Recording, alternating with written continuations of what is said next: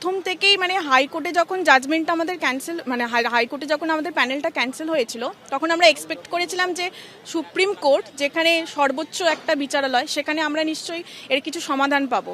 এখানেও যে একটা এরকম জাজমেন্ট হতে পারে মানে দিস ইজ বিয়ন্ড এক্সপেকটেশন। আমরা একদম ভাবতেই পারিনি যে যেখানে সিবিআই লিস্ট দিয়ে দিয়েছে যোগ্য অযোগ্য কারা, তারপরে এবং আমাদের যে সুপ্রিম কোর্টের যে অর্ডার কপি সেখানে লেখা আছে যে কতজন অযোগ্য, সেই অযোগ্যটা কিন্তু কি দেখে তারা তাহলে এটা আইডেন্টিফাই করা গেল, সেটা আইডেন্টিফাই করা গেল কিন্তু সিবিআইয়ের উদ্ধার করা ওই দেখে ডেটা দেখে। তাহলে সিবিআইয়ের উদ্ধার করা ডেটা দেখে যদি অযোগ্যদেরকে আইডেন্টিফাই করা যায় তাহলে সেই একই ডেটা দেখে কেন সেটা যোগ্যদের ক্ষেত্রে সেটা অ্যাপ্লাইড নয়? এটা প্রথম কথা একটা বড় মানে প্রশ্ন আমাদের তরফ থেকে।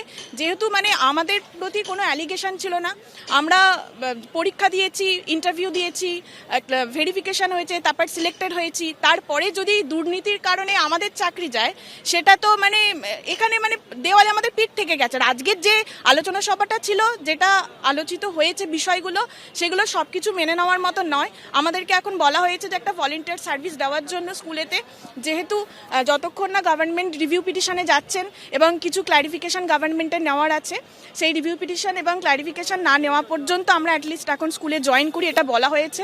এবারে অনেকেরই দেখুন মাথায়, এখন আমরা একটা গভর্নমেন্ট জব করতাম, সেই জবকে বেসিসে সবাই লোন নিয়েছে, কেউ মানে একটা ফ্যামিলি আছে কারোর, এবারে সেটাকে উদ্ধার করার জন্য এটাতে যেতে বাধ্য হতে হচ্ছে। আমরা আজকের মুখ্যমন্ত্রী যে বক্তব্য রেখেছেন তাতে আমরা কিছুটা হয়তো আশ্বস্ত হলেও যতক্ষণে উনি যোগ্যদের সসম্মানে চাকরিতে বহাল রাখছেন আমরা ওনার কোনো আশ্বাসকে আমরা মানতে পারছি না। বাস্তবে আমরা রূপায়ণ চাই। পরীক্ষা আমরা দেব না, ভলেন্টিয়ারি শিক্ষকতার চাকরি আমরা গ্রহণ করব না, এটা আমাদের পরিষ্কার দাবি।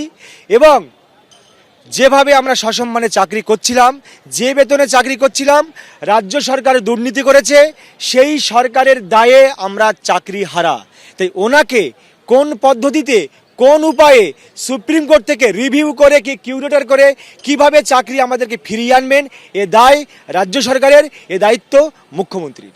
ভলেন্টিয়ার সার্ভিস মানে হচ্ছে হয়তো আইওএসএমএস এর মাধ্যমে যেটা স্যালারি হয় সেটা হবে না, সেটা বন্ধ হয়ে যাবে। উনি হয়তো আমাদের স্যালারি দেবেন, অন্যভাবে দেবেন, হয়তো 20-30 হাজার যাই হোক না কেন, সিভিক টিচার হিসাবে হয়তো আমাদের মাইনে দিতে পারেন এই 2 মাস। আমরা একটু কনফিউজড আছি যে আমাদের ভলেন্টারি সার্ভিসের কথা বলা হয়েছে, তার সাথে সাথে স্যালারির বিষয়ে কিছু বলা হয়নি।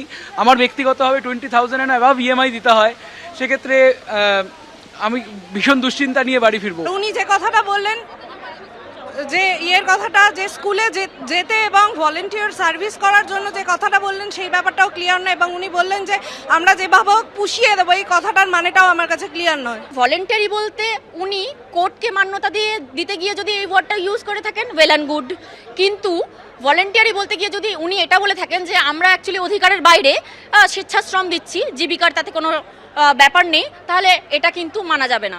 আমাদের অনেক ধরনের রেসপন্সিবিলিটি রয়েছে, যেমন আমার ব্যাংকের লোন রয়েছে, তো আমরা তো ব্যাংকে বললে ব্যাংক শুনবে না যে ভলেন্টিয়ারিলি আমার ব্যাংকের লোনটা মাফ করে দিন, তখন তিনি কি করবেন, আমার ব্যাংকের লোনের জন্য নিলামের ব্যবস্থা করবেন আমার ফ্ল্যাটটা।